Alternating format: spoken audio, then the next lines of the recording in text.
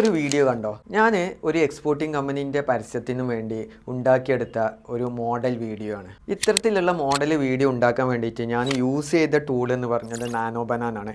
Nano banana ഉപയോഗിച്ചിട്ട് ഞാൻ images എല്ലാം ജനറേറ്റ് ചെയ്തു. അതിനു വേണ്ടി ഞാൻ ഒരു 3 ഇമേജസ് നാനോ ബനാന ഉപയോഗിച്ചിട്ട് അവരെ ബ്രാൻഡിങ്ങും കാര്യങ്ങളൊക്കെ വെച്ചിട്ട് ഇത് ജനറേറ്റ് ചെയ്തു. എന്നിട്ട് ഹൈലോ AI അറിഞ്ഞ വീഡിയോ ജനറേറ്റ് ചെയ്യുന്ന AI ടൂളിൽ ഈ 2 ഇമേജും ഫസ്റ്റ് ഇമേജും എൻ്റെ ഇമേജും അതിൽ ആഡ് ചെയ്തു.